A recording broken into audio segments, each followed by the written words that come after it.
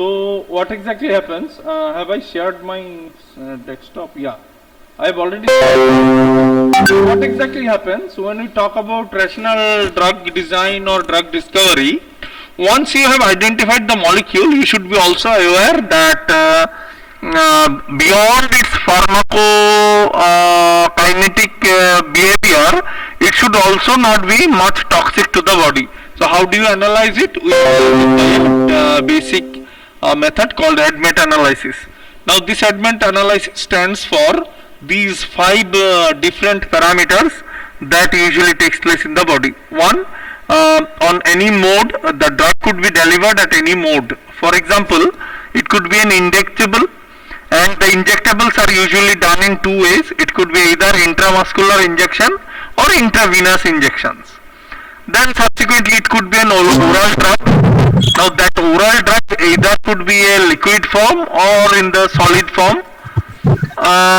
And then there could be some topical applications of drugs, for example ointments and other things.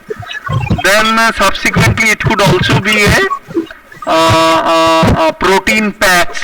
Okay, for example insulin patches are there today. That could also be something called sustained released drug. So all these eventually lead to something called absorption of the drug.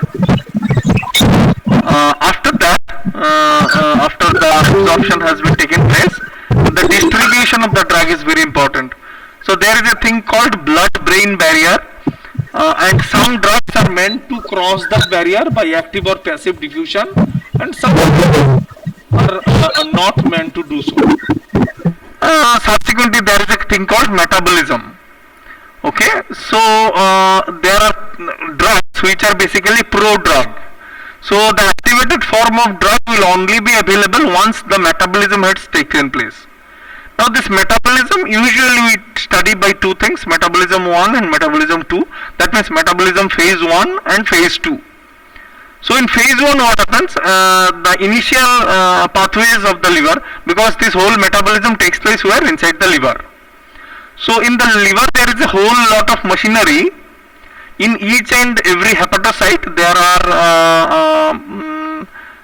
things like the Golgi where the drug metabolism usually takes place. Okay, and also in the smooth endoplasmic reticulum area of the hepatocyte. So in metabolism we usually talk about 2 things, phase 1 and phase 2. Eventually once the metabolism has taken place, then excretion, and finally we should think about the toxicity. The whole thing we can, what do you do is, we can analyze in silico, and it gives us a huge advantage. So consider that this is a drug. Okay, can you see the drug? Consider that this is a drug. Okay, now this is having multiple different side chains beyond the other than the, what do you call as,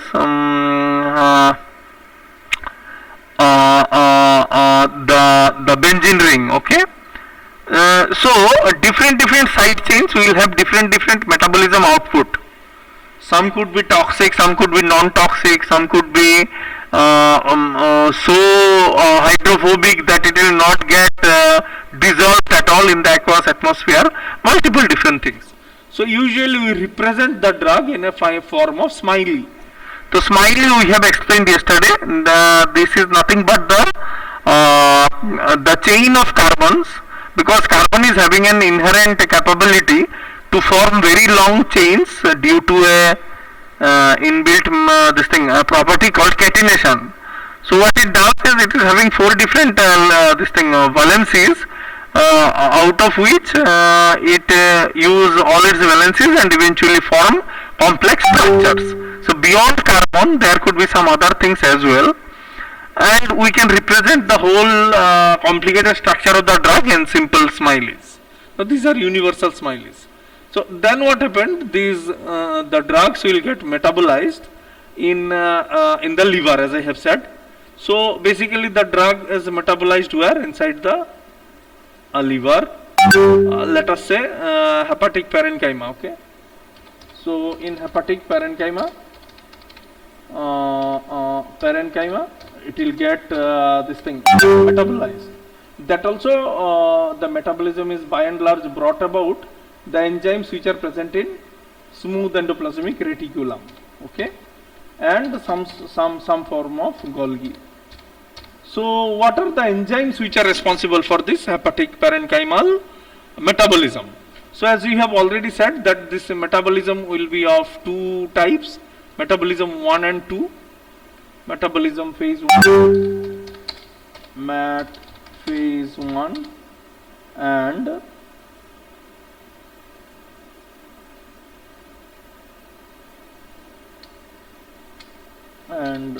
mat 2, okay. So what happens, these two types of metabolisms will only be possible if just hold on, okay, if some enzymatic machinery is there in the functional parenchyma, okay. So if there is a patient who is suffering from liver cirrhosis or a large scale fibrosis of the liver, okay, liver fibrosis, then what happen is the usual ADMET pathway will not act because most of his functional parenchyma has been lost by filler tissue or by adipose, okay. So in that case it will be completely different. So what are the enzymes? There are multiple different enzymes. The most prominent class of enzyme which is present in the hepatic parenchyma that brings about this whole experience is usually called cytochrome oxidase. So cytochrome oxidase, you are already aware of, is basically an oxidoreductase, okay, which uses this various kinds of what you call non-enzyme entities or shall we say coenzymes, which are nothing but basically water soluble vitamins, okay. Let us say NAD and then usually these two, okay. So multiple different cytochrome oxidases are there. Let us say let us give some examples. For example, cytochrome oxidase 1, then cytochrome oxidase 19, then cytochrome oxidase 21. These are all different nomenclature of the cytochromes which bring about different metabolic reactions in the liver parenchyma. All sorts of reaction takes place in the liver parenchyma. Now due to the automation or shall we say for the advancement of computer technology, we can simulate the whole process, each and every cytochrome analysis we can do by in silico methods, okay. So one more thing that we can discuss here is this particular enzyme which we are very interested in. This is called cytochrome oxidase C, okay.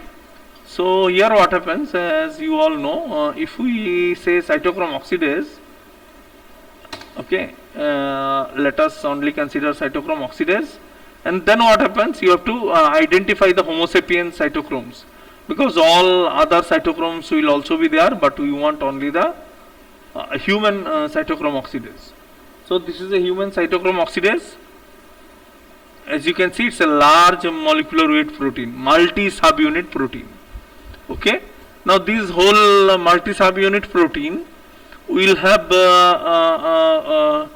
multiple domains through which it will function. As you can see, it's basically its function is electron transport. By doing so, what it does is it either oxidizes or reduces these side chains of the what we call drug, okay. So consider that this part will get oxidized, this part will get reduced, or so on and so forth, okay.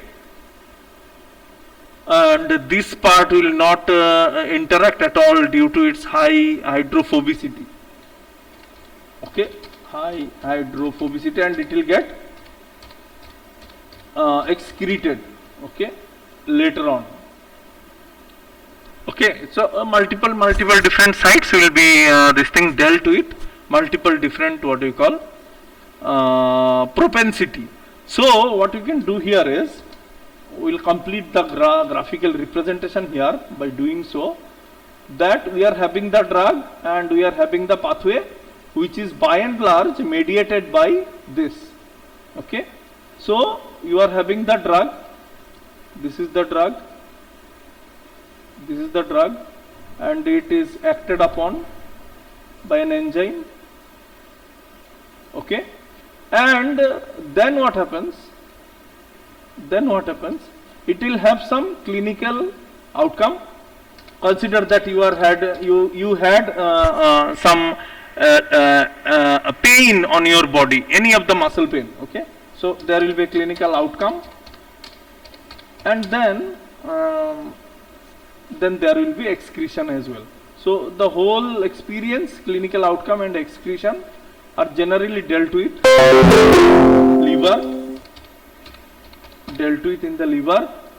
Okay, so and eventually consider that during excretion what happens? The whole molecule will not be there, only some part will be there. So we will do it like this. When it will get excreted, it will only have these parts. Okay, so now I think it is quite understandable. Now it will only have these parts. Okay, why? Because the rest of the other things has been metabolized, which has been utilized in the clinical outcome. So we will let this person in, if anybody is there. I think somebody was there. Oh, okay. Okay, so what exactly happened? This thing is the experience. Okay, so once again, if we this thing, that consider this is your drug and it will get metabolized where? In cytochromes. So cytochrome oxidases are present where? In the hepatic parenchyma, and it will lead to what? It will lead to metabolism of the drug and the clinical outcome. Consider that you are using diclofenac. Diclofenac, can anybody tell me what is the functional outcome of diclofenac? Anybody can tell me what is diclofenac? So clinical outcome is there, and eventually it will get. That is a gel. Arey yaar, biotech people should not speak like this. What gel, man? It's a very generic term you are using. Gel, it could be gel, it could even be an injectable, it could also be a oral drug. So diclofenac is a painkiller. Okay, what it does is it inhibits a enzyme called cyclooxygenase. So we will talk about this thing only. So this is the excreted or metabolized drug which comes out by urine. Metabolized drug. Okay, so why this thing comes out? Because the rest of the other things has either been oxidized or reduced and changed in the course of the metabolism, which has led to the clinical outcome. So consider that we are talking about diclofenac. So diclofenac is a drug which is acted upon by a enzyme called OX2 or cyclooxygenase 2, OX2 or cyclooxygenase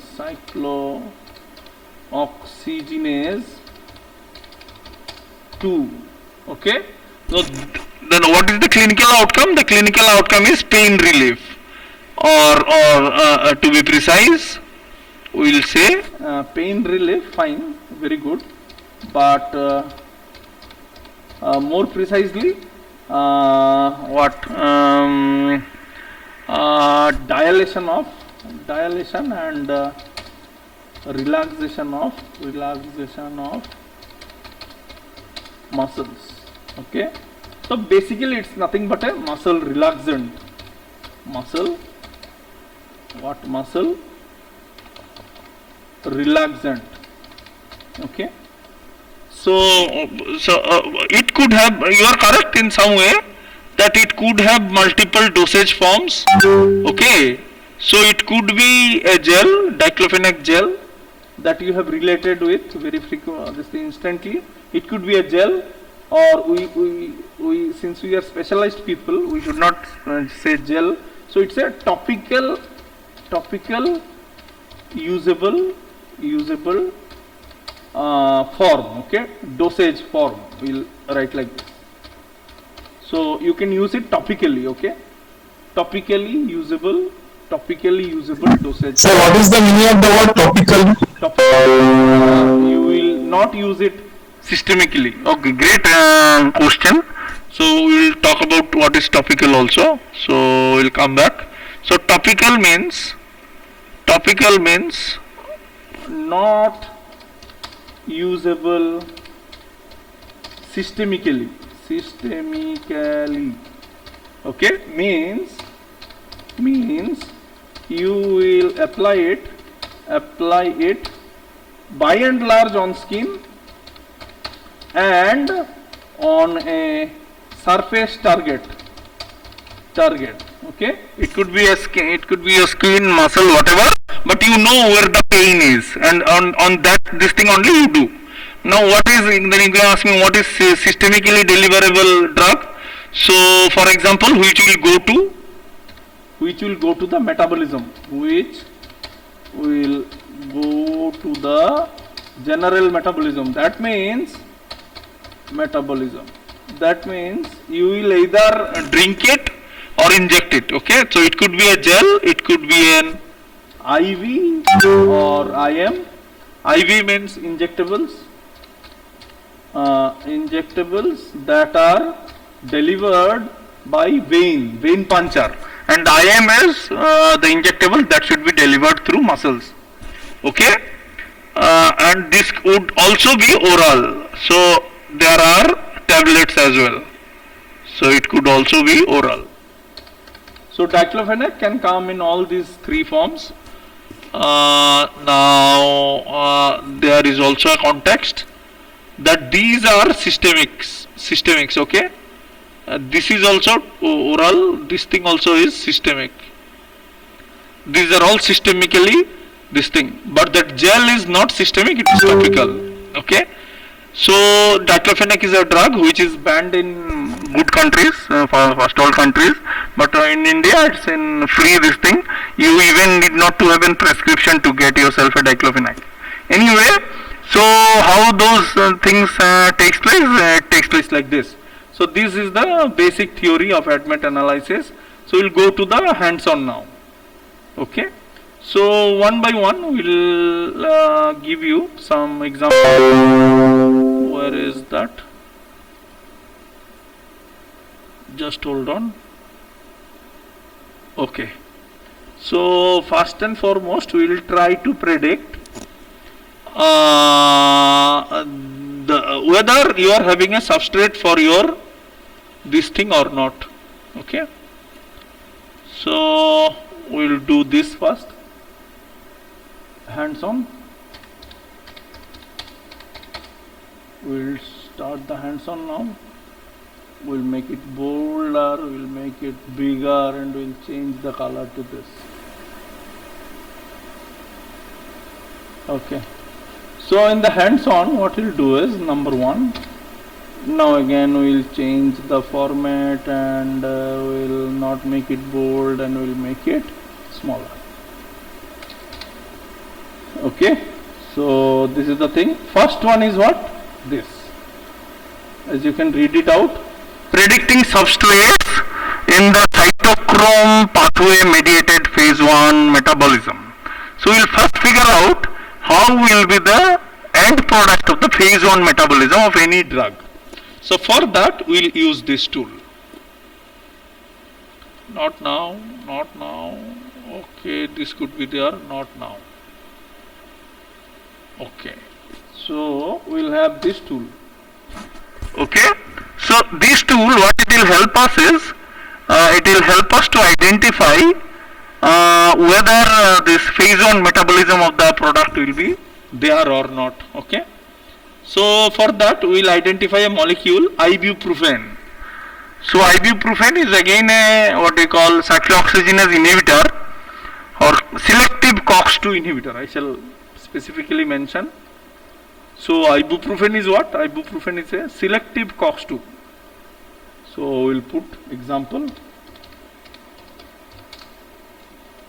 Example of what? Example of ibuprofen, which is a selective COX-2 inhibitor or a local painkiller. local painkiller. You can even use it as a dope. Okay. So people are there, it's less costly, much cheaper. Therefore, it's a good substitute for dope. Otherwise, you'll have to spend a lot more. Okay. 6 new notifications. Okay. So what we'll do is we'll do this. So we are having this ibuprofen here, and we also have this. Okay.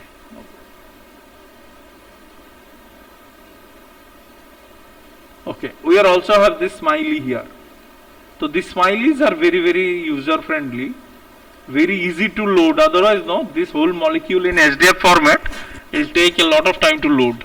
So we'll go here and we'll go for a full coverage. So it will take a little more time, but full coverage it will give you all kinds of reports. Okay. So then what we'll do the molecular similarity as well and put our smiles here. Remember, this is a selective COX-2 inhibitor, and basically it is this thing. It will take a little time. Do not get this thing frustrated. So what exactly we did? We try to figure out the basis, molecular basis of ADMET analysis. Now this protein is what? This protein is a cytochrome oxidase. Cytochrome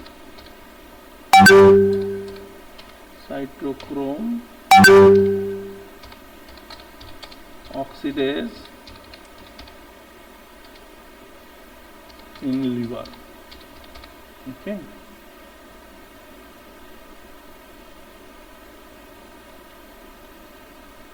Let's see whether the result has come or not.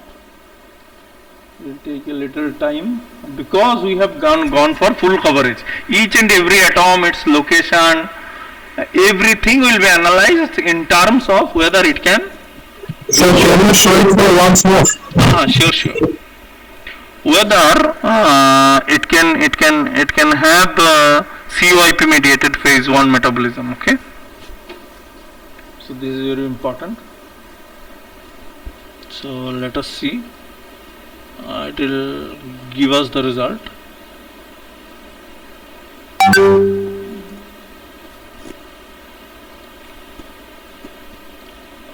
Hamburg in Germany is the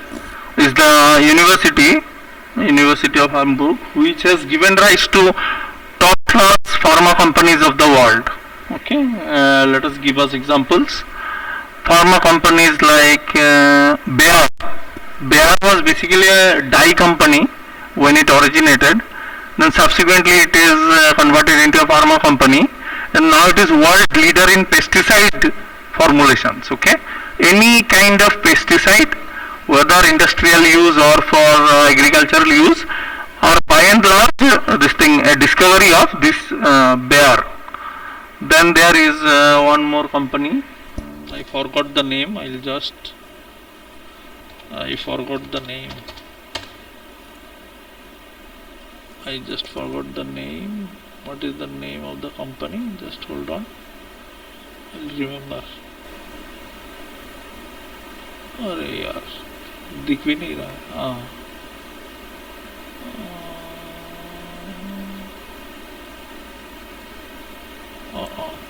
Sir, vitamin 400 is used as vitamin D, sir. Vitamin E, sir. अरे यार वो बात नहीं है. ये company कौन बनाता है वही दिखना है. That is vitamin E. There is no context. We are not talking about vitamin E at all. Talking about something else.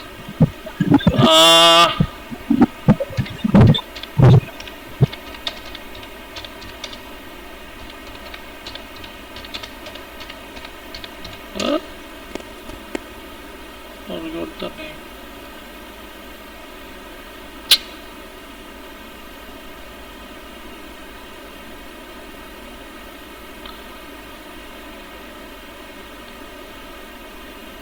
Okay, let us see whether our results has come or not. It will take a little more time. So the other company which made this very famous drug is also from this university only. So there is a practice of making industries out of universities. Okay, in everywhere it is there other than India. So and for them this particular ADMET analysis is now very important.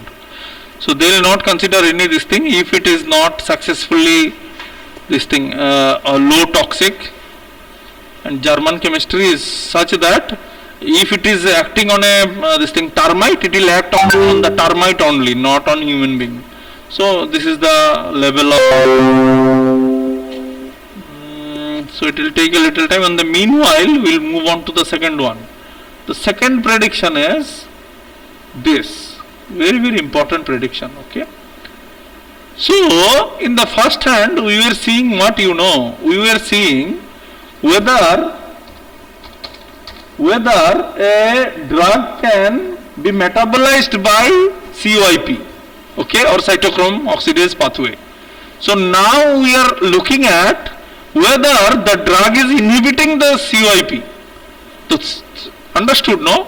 So first we are trying to figure out whether the what you call drug is it can get metabolized by the enzyme or not. So consider that you are having a drug which is not getting metabolized by cytochrome oxidase. So what does it mean? It means that it could be a xenobiotic kind of thing, okay, because its molecular weight might be very high, it is not at all druggable, or it is having substantial toxicity or something. So what would happen If something is inhibiting the cytochrome oxidase itself, isn't it? So it will be a kind of this what you call is poison. So in order to differentiate between a drug and a poison, we will do this, okay, and that also by using machine learning. So as you all know, machine learning, what it does is it uses a what you call is training set where the computational algorithm has been trained on the basis of some drugs. Okay, let's 5000 molecules are there which can inhibit P450 cytochrome oxidase. Okay, so if some similar drug is there or some similar molecule is there, it can also have high propensity to do the same. Okay, so what it will do, we will also try to figure out what is the case of cytochrome oxidase. Okay, oh sorry, ibuprofen. Just hold on. Sir, can you send those links, sir? Those two websites? Sure. Yes. Definitely. So here what we'll do is we'll do the same. So as you know, what happens now, there are two aspects of bioinformatics. One is using extensive coding. So that is very good, but many a times what happens, you can hire somebody for your codes, or what you can do is there are multiple things that has already been done. But the problem here is you do not use all the tools efficiently. Okay, now why this thing happens? This happens because your biological basis is very weak. You can be good enough in computer science because your interest is there in the computer science. But if you lose your this thing in biology, what you end up with, you can be a good coder, but eventually you will lose context. You will end up innovating something which is already there in the system. So I am not against coding, you can definitely go for it, but there is also another dimension to the whole ecosystem of bioinformatics. That is what I am trying to tell you guys. So I do not know why, but usually they give. Okay. The second result has been given. So this is the tool which will help us to identify whether a drug is inhibiting the cytochrome oxidase pathway or not. So here you see inhibition probability is less than 0.5. What does it mean? It means that can never be. It's just an example, okay? So there are n number of contraindications of ibuprofen. If somebody is going through psychosis or paranoia or some kind of very high degree of neurodegenerative diseases, a Parkinson's patient, okay, they should not be given an injection of ibuprofen. It's a contraindication. Or there is a lactating mother or a patient suffering from epilepsy, they should not be given ibuprofen to a substantial dosage. That is fine. but it is not a, what do you call as, poison, that is for sure. Why? You cannot see the first this thing inhibition, any of the inhibition profiles are more than 0.5. Just see here, nobody is more than 0.5. Okay, and the distance is very very far. Okay, closest training instances where it can be a this thing, what do you call is, a poisonous substance is very very far. Okay, so in that regard, ibuprofen can be considered as a safe when you are considering what, cytochrome oxidase 1A, 2, each and every requirement or each and every this thing of these cytochromes, cytochrome 2C9 and multiple, as I have said, it's a multifunctional environment inside the hepatocytes and multiple levels of reactions are taking place. Okay, so what happens, you can it could be or could not be a drug or something, but it is not a poison because it is not substantially inhibiting the cytochrome oxidase pathway itself. So I think the load on the server is very high. Many people are using it. German thing, no, so their biology is very very good. Biology or chemistry, whatever you say, is very very good and dependable, and that is the reason why I think many people are using it simultaneously. But we will get it eventually. So these are the two important tools that I wanted to tell you. We will definitely share the links. Then we will go for the next one. Consider that, okay, consider that you are having a protein. Okay, so we will come out of this. Okay, we will do this 3 analysis first and then we will do the rest. So now consider that you are having a protein. Okay, and you want to know whether it can bind a drug or not.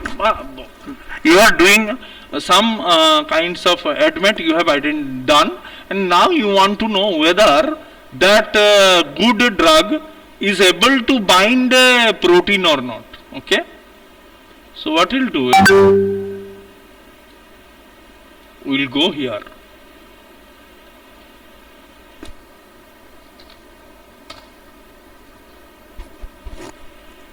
We'll go here and we will figure out if the protein is having sufficient space so that it can interact with a protein, this thing, molecule of this size.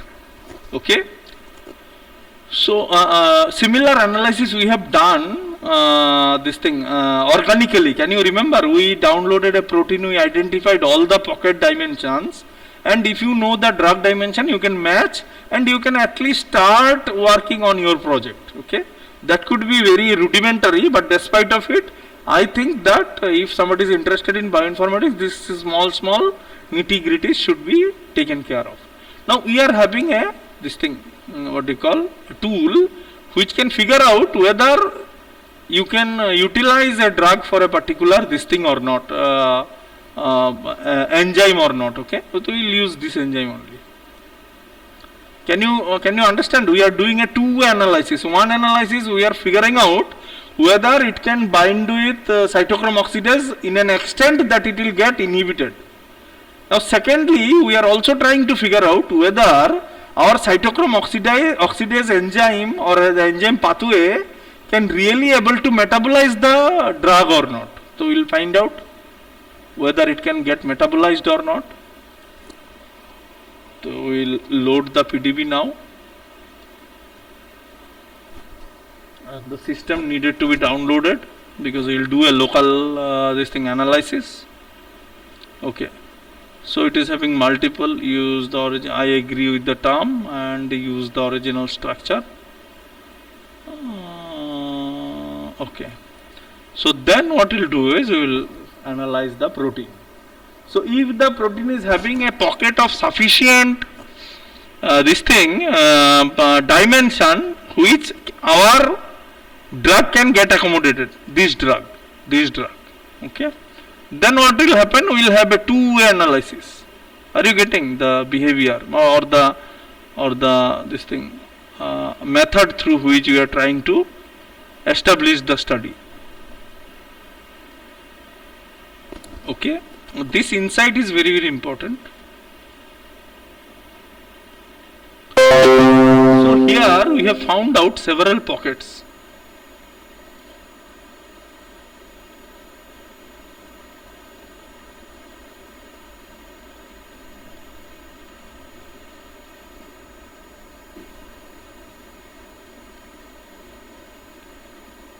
Okay.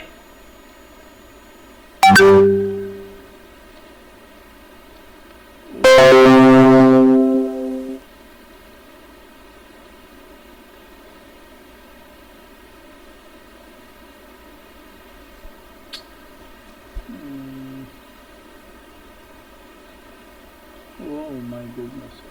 Just hold on. It will do the this thing.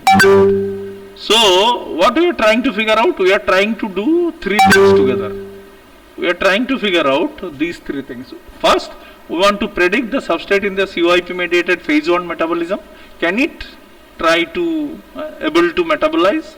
And then we will try to figure out whether it will get inhibited or it will inhibit the cytochrome P450 and behave like a high end toxin. And then secondly, we want to figure out whether our cytochrome oxidase enzyme can handle the drug. Okay, so we are doing a two-way analysis. Okay. Okay.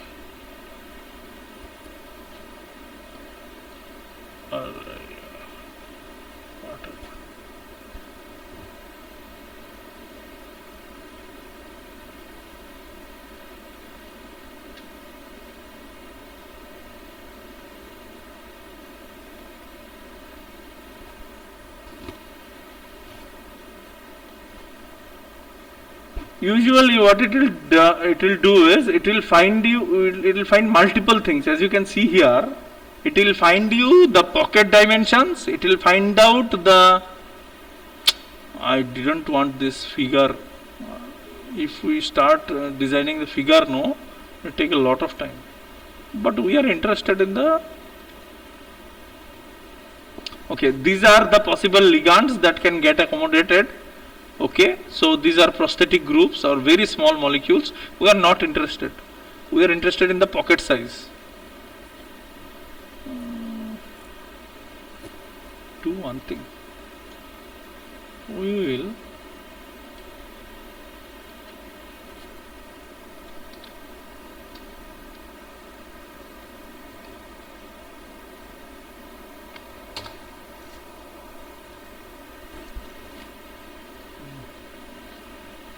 so we are going for this thing, a human cytochrome oxidase enzyme structure.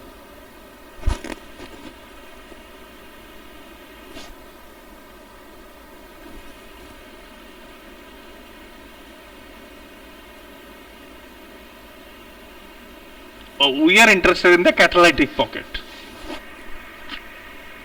and all the pocket dimensions, and eventually we will go and use the ligand information if we need.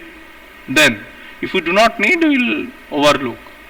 Sequence we are already having, we are not at all interested in that.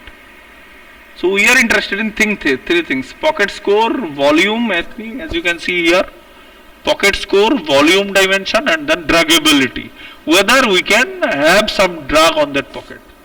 So these are the things we are interested in. So since the server is busy, I am not sure whether we will have our this thing or not. Anyway, I'll save it. I'll save it so that I can figure out the result.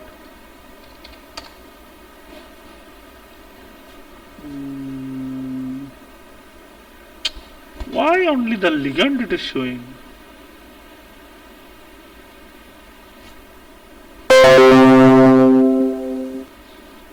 Is it because it's very large molecular weight?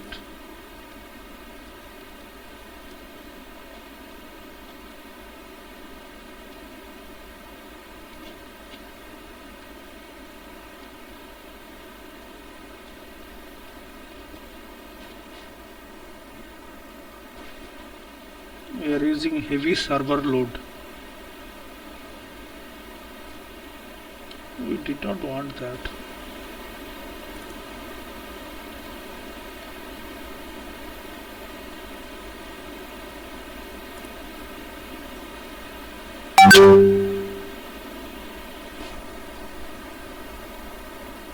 It will figure out many things, but we are not interested in those. Anyway, this is a very good tool which will give us, I think the molecular weight is very large for the protein and therefore it was not behaving the way it should. Anyway, it will give us a result which will show us that what are the ligands it can accommodate and how draggable the ligands are. Okay, so we are having 3 more tools and it's been an hour now. So what we'll do is we'll do the next couple of discussions tomorrow. We will not go for day after tomorrow. Tomorrow we will do the rest of the discussions.